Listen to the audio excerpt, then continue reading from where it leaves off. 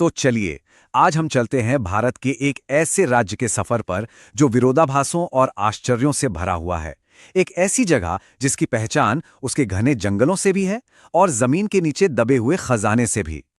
तो सबसे पहले बात करते हैं इसके नाम की। झारखंड। ये नाम ही अपने आप में एक पूरी कहानी कहता है। झार मतलब जंगल और खंड मतलब भूमि, यानी जंगलों की भूमि। ये नाम सुनते ही दिमाग में एक हरी भरी, शांत और खूबसूरत तस्वीर बन जाती है ना। पर मजा तो अब आएगा। यहीं पर एक बहुत ही दिलचस्प बात सामने आती है। ये जो जंगलों की भूमि है ना, इसी के नीचे भारत की कुल खनिज संपदा का लगभग 40% हिस्सा छिपा हुआ है। जरा सोचिए, ऊपर घने जंगल और शांत प्रकृति, और नीचे देश के औद्योगिक विकास की नींव।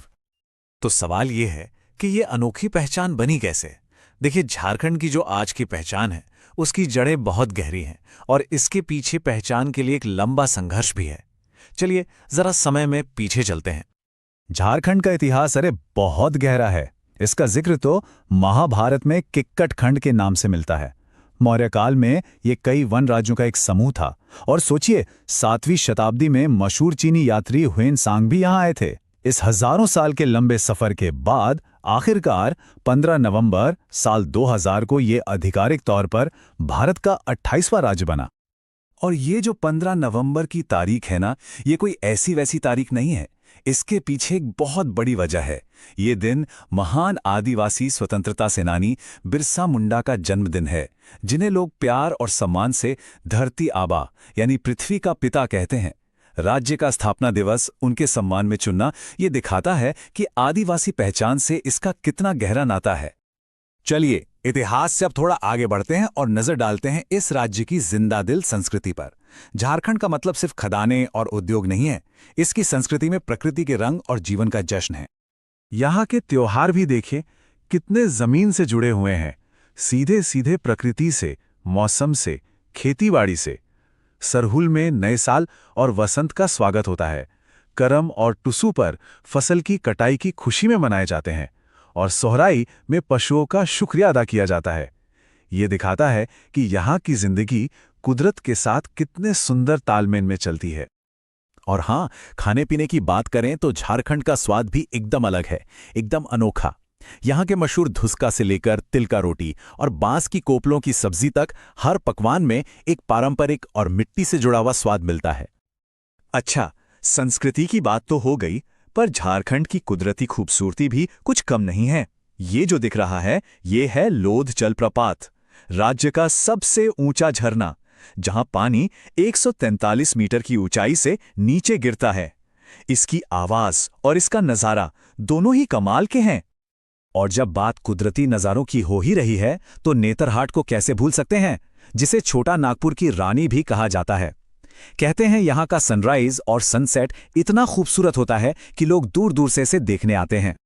इस राज्य की पहचान में प्रकृति कितनी रची बसी है, इसका अंदाजा तो इसके राजकीय प्रतीकों से ही लग जाता है। राज्य पशु हाथी, राज्य पक्षी कोयल, राज्य फूल पलाश और राज्य पेड़ साल, ये सभी यहाँ की रिच बायोडाइवर्सिटी को दिखाते हैं। तो प्रकृति और संस्कृति को समझने के बाद अब आते हैं उस पहलू पर जो झारखंड की अर्थव्यवस्था की रीढ़ है। इसे भारत का मिनरल हार्टलैंड यानी खनिज गढ़ क्यों कहते हैं, चलिए देखते हैं। देखिए, झारखंड के पास खनिजों का एक जबरदस्त भंडार है। मतलब भारत का 32% कोयला यहीं है, जो देश की एनर्जी सिक्योरिटी की रीढ़ है। साथ ही देश का 25% तांबा और इसके अलावा लोहा, अभ्रक और बॉक्साइट जैसे जरूरी खनिज भी यहाँ भारी मात्रा में मिलते हैं। अगर आंकड़ों में देखें तो कोयले के मामले में ये देश में नंबर 1 है, लौह अयस्क में दूसरे नंबर पर और तांबा अयस्क में तीसरा। ये नंबर साफ साफ बताते हैं कि देश की औद्योगिक तरक्की के लिए झारखंड कितना कितना ज्यादा जरूरी है। और जाहिर सी बात है, जहां इतना कच्चा माल होगा वहां उद्योग भी होंगे। Tata steel, Bokaro steel plant से लेकर टाटा मोटर्स और सीसीएल तक देश के कुछ सबसे बड़े और अहम औद्योगिक नाम झारखंड में ही हैं। यही चीज इस राज्य को एक इकोनॉमिक पावर हाउस बनाती है। पर देखिए, किसी भी जगह का असली खजाना ना तो उसकी मिट्टी होती है, ना ही उसके खनिज। असली खजाना होते हैं वहां के लोग। तो चलिए अब बात करते हैं झारखंड के सबसे कीमती संसाधन की, यानी यहां के प्रतिभाशाली लोगों की। झारखंड की विरासत को देखिए। एक तरफ बिरसा मुंडा और सिद्धू कानू जैसे महान स्वतंत्रता सेनानी हैं जिन्होंने इस जमीन के लिए अपनी जान दे दी, तो वहीं दूसरी तरफ हैं महेंद्र सिंह धोनी और दीपिका कुमारी जैसे आज के हीरो जो पूरी दुनिया में इस राज्य का नाम रोशन कर रहे हैं। और इसी गौरवशाली विरासत का एक बहुत बड़ा नाम है जयपाल सिंह मुंडा। वो भारतीय हॉकी टीम के पहले आदिवासी कप्तान थे और उन्हीं की कप्तानी में भारत ने 1928 में अपना पहला ओलंपिक गोल्ड मेडल जीता था। ये भारतीय खेल के इतिहास का एक सुनहरा पन्ना है। और ये लिस्ट यहीं खत्म नहीं होती, ये तो बस एक झलक है।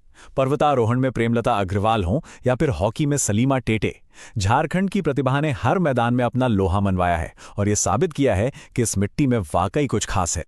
तो हमने देखा कि झारखंड एक ऐसी जमीन है जहां पुरानी परंपराएं और नई उम्मीदें एक साथ सांस लेती हैं। एक तरफ घने जंगल और आदिवासी संस्कृति है, तो दूसरी तरफ बड़े बड़े उद्योग और दुनिया में नाम कमाने वाले लोग।